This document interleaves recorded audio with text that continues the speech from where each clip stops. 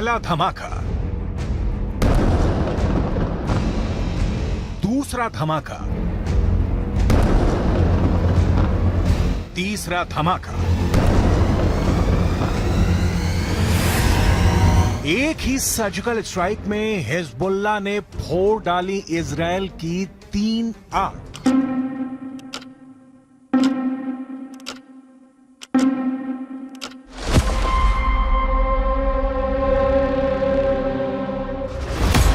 पहली आंख, दूसरी आंख,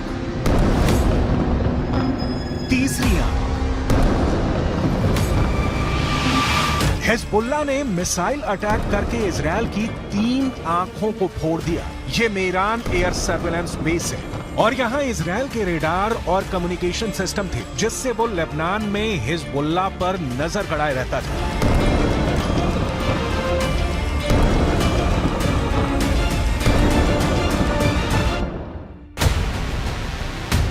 अब सैटेलाइट तस्वीर की मदद से इस लोकेशन को समझिए। लेबनान बॉर्डर पर ये है इजराइल की 3 आंख यानी 3 ग्लोब रेडार और साथ में है इजराइल के कम्युनिकेशन टावर। ये मेरान एयर सर्विलांस बेस है, जिसे तैयार करने में इजराइल ने अरबों रुपए खर्च किए थे।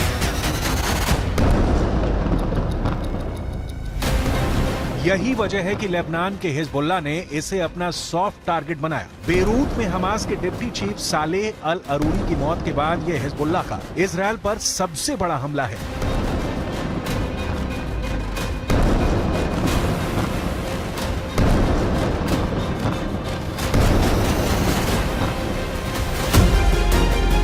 यह इजराइल के बहुत ही सीक्रेट बेस पर बहुत बड़ा हमला है। एक तरह से हिजबुल्लाह ने इजराइल के सीक्रेट बेस को मिट्टी में मिला दिया है। अब तक डरा हुआ लग रहा था हसन नसरल्लाह, लेकिन अब लग रहा है कि शुरू हो चुका है अरूरी का बदला। इजराइल पर टूट रहा है हिजबुल्लाह। हसन नसरल्लाह को पहले बैकफुट पर देखा गया। अरूरी की मौत के बाद हसन नसरल्लाह की जुबान में वो तीखापन नहीं था जिसकी इजराइल को उम्मीद थी, लेकिन अब हिजबुल्लाह ने अपना सबसे खतरनाक अटैक करके इजराइल को सोचने पर मजबूर कर दिया है कि वो हिजबुल्लाह से कैसे निपटेगा। עדיין יש בג'באליה מחבלים, רק כעת הם פועלים ללא מסגרת וללא מפקדים. נתקלנו וגם ניתקל בירי רקטי ספורדי מהמרחב הזה. תקפנו אותו ונמשיך לתקוף ונמשיך להעמיק את ההישג באזורים האלה. זה דורש זמן. אין קיצורי דרך בלחימה בטרור.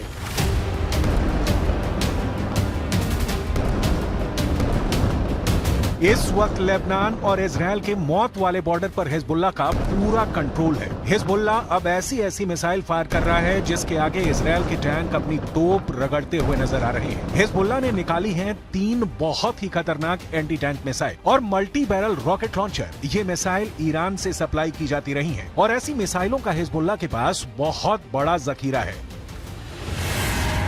हिजबुल्लाह 3 तरह की एंटी टैंक गाइडेड मिसाइल इस्तेमाल कर रहा है। ये है कॉर्नेट, इसकी रेंज 5 किलोमीटर तक है। ये रूस की मिसाइल है, लेकिन अब ईरान इसका देसी वर्जन देहलाविया तैयार कर चुका है और ऐसी बहुत सी मिसाइल अब हिजबुल्लाह के पास है। दूसरी है BGM-71 TOW tow anti tank guided missile. Range है 3.5 किलोमीटर। ये अमेरिका में बनी मिसाइल है, लेकिन अब इसकी नकल ईरान तैयार कर रहा है और उसने हिजबुल्लाह को सप्लाई की है। तीसरी है 85 कॉनकोर्स, रेंज 4 किलोमीटर। ये भी रूस ने बनाई है और अब ईरान में ये तोसान नाम से तैयार की जाती है। इन्हीं मिसाइलों से हिजबुल्लाह ने इजराइल के मेरान एयर सर्विलांस बेस पर हमला किया है। ये तीनों मिसाइल बहुत ही घातक है और जिस तरह से इन्होंने इजराइल के अड्डे उड़ाए हैं, उससे ये बात साबित हो जाती है। हिजबुल्लाह का दावा है कि उसका हर हमला इजराइल को मुंहतोड़ जवाब है।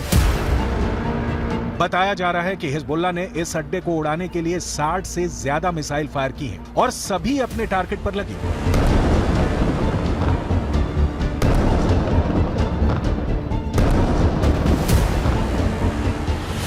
ये मेरान एयर सर्विलांस बेस के अंदर की तस्वीरें हैं, जिन्हें बहुत ही सीक्रेट माना जाता है। ये बेस 1967 में बनाया गया था ताकि लेबनान बॉर्डर पर नजर रखी जा सके। इसका कंट्रोल इजराइल की एयरफोर्स के पास है। इस बेस से हवाई टारगेट को भी ट्रैक किया जाता रहा है और रॉकेट और तोप के गोलों को भी ट्रैक किया जाता है ताकि लेबनान बॉर्डर से लगे उत्तरी इजराइल के इलाकों को सुरक्षित रखा जा सके। दक्षिण लेबनान और उत्तरी इजराइल के बीच जो बॉर्डर है वहाँ तनाव बहुत ज्यादा है। कब कहाँ बम फटेगा, कहाँ धमाका होगा, ये या तो हिजबुल्लाह जानता है या फिर इजराइल की सेना। वैसे यहाँ के लोगों को भी पता है कि बहुत जल्दी युद्ध का एपिसेंटर गाजा से निकलकर लेबनान तक पहुँच सकता है। यहाँ तैनात संयुक्त राष्ट्र की सेनाएं भी अलर्ट मोड पर हैं। लगातार पेट्रोलिंग हो रही है। हमास के डिप्टी चीफ सालेह अल अरूरी की मौत के बाद हिजबुल्लाह के सामने बस दो ही विकल्प है, या तो उसे मरना होगा या उसे मारना होगा। यही वजह है कि हिजबुल्लाह ने इजराइल के अड्डों को टारगेट करना तेज कर दिया है। इस वक्त पश्चिम एशिया में युद्ध की जो आग लगी हुई है, गाजा पर बमबारी के बीच हमास और इजराइल के बीच जिस तरह की टक्कर हो रही है, उसमें अब नया खतरा इजराइल और लेबनान बॉर्डर का भी है। यहाँ भड़के शोले अब युद्ध की इस आग को 10 गुना भड़का सकते हैं और अब दुनिया में सिर्फ 4 लोग इसे कंट्रोल कर सकते हैं। पहले हैं इजराइल के प्रधानमंत्री बेंजामिन नेतन्याहू, दूसरे हैं ईरान के राष्ट्रपति इब्राहिम रईसी, तीसरे हैं अमेरिका के राष्ट्रपति जो बाइडेन और चौथे हैं यूरोप से लेकर अमेरिका तक सबको हिला देने वाले रूस के राष्ट्रपति व्लादिमीर पुतिन। इस वक्त सबसे ज्यादा एक्टिव ईरान है। खासकर किरमान में आतंकी धमाकों के बाद ईरान ने हिजबुल्लाह और यमन के हूथी विद्रोहियों को चौकन्ना रहने के लिए कहा है। ईरान ने इन दोनों मिलिशिया तक पहले ही इतने हथियार पहुंचा दिए हैं कि अगर इजराइल ने गाजा पर बमबारी नहीं रोकी तो हिजबुल्लाह और हूथी दोनों इजराइल पर बम बनकर फट सकते हैं। ये बात नेतन्याहू भी जानते हैं। הנחתה את צה"ל לצאת למלחמה כדי לחסל את החמאס, להשיב את חטופינו ולהבטיח שעזה לא תהיה עוד איום על ישראל. אסור לעצור את המלחמה עד שנשיג את כל היעדים הללו.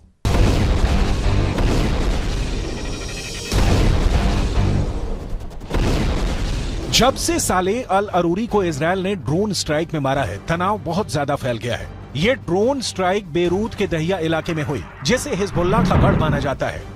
दहिया में जब सालेह अल अरूरी को जब हमास के ऑफिस के करीब देखा गया, तब इजराइल का ड्रोन मौत बनकर टूट पड़ा। इस हमले में सालेह अल अरूरी के अलावा 5 और लोग मारे गए जो हमास के ही अधिकारी थे। सवाल है कि क्या अरूरी की मौत का बदला अब सीधा युद्ध होगा, जिसमें बड़ी लड़ाई इजराइल और हिजबुल्लाह के बीच होगी। ऐसा युद्ध जिसमें इजराइल की तरफ होगा अमेरिका, जबकि हिजबुल्लाह की मदद करेगा ईरान। हालांकि बेंजामिन नेतन्याहू इससे पहले ही बेरूत को गाजा बनाने की धमकी दे चुके हैं।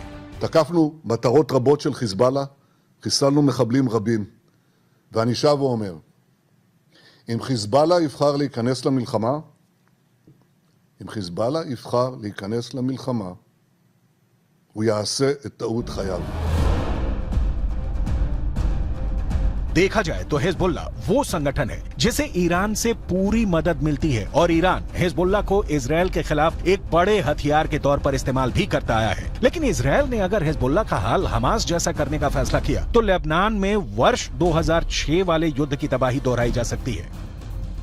2006 में हिजबुल्लाह और इजराइल के बीच 34 दिन तक युद्ध चला था। तब इजराइल के 121 सैनिकों को मिलाकर 160 लोग मारे गए थे, जबकि हिजबुल्लाह के 250 लड़ाकों समेत लेबनान के 1200 लोगों की मौत हुई थी। हम अपनी वीडियो लाइब्रेरी से 17 वर्ष पहले लड़े गए इस युद्ध की तस्वीरें निकाल कर लाए हैं ताकि इस बात का अंदाजा लगाया जा सके। लेबनान का वही हाल कर सकता है जो इस बार गाजा का कर रहा है। इसलिए हिजबुल्लाह को नेतन्याहू की धमकी को बहुत गंभीरता से लेना होगा, क्योंकि इजराइल अब बेरूत को दूसरा गाजा बना देगा। ये वो साफ साफ कह रहा है। इजराइल जानता है कि अरूरी की मौत ने उसका एक दुश्मन खत्म किया है, लेकिन कई और दुश्मन उसके खिलाफ तैयार हो चुके हैं। हमास के चीफ इस्माइल हानिया ने भी कह दिया है कि इजराइल को अरूरी के मर्डर की कीमत चुकानी होगी। अरूरी की मौत से इजराइल के 3 बड़े दुश्मनों को बहुत जोरदार झटका लगा है। पहला झटका हमास को लगा है, क्योंकि सालेह अल अरूरी इस्माइल हानिया के बाद हमास में दूसरा सबसे बड़ा नाम था। दूसरा झटका ईरान को लगा है, क्योंकि सालेह अल अरूरी ने ही सीरिया में युद्ध को लेकर हिजबुल्लाह और ईरान के साथ आए मतभेद को दूर किया था। तीसरा बहुत बड़ा झटका हिजबुल्लाह को लगा है, क्योंकि इजराइल ने बता दिया है कि अब वो लेबनान की राजधानी बेरूत और हसन नसरुल्लाह के गढ़ को टारगेट करने से पीछे नहीं हटेगा।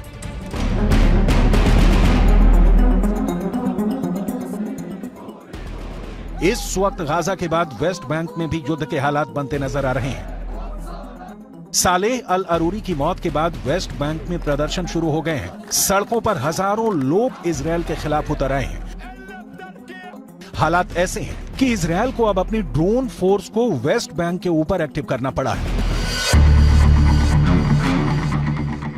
देखा जाए तो वेस्ट बैंक इजरायल के खिलाफ 5वां मोर्चा है। इससे पहले गाजा की लड़ाई है, हिजबुल्लाह से लड़ाई है, हूथी से युद्ध का खतरा बढ़ता जा रहा है। इराक में ईरान समर्थित हश्द अल शाबी ने अमेरिका के ठिकानों पर हमले बढ़ा दिए हैं। अरूरी की मौत के बाद ये मोर्चे और मजबूत होंगे, इसमें कोई शक नहीं। ये युद्ध फैला तो समझ लीजिए कि बहुत से देश इसकी चपेट में आ जाएंगे।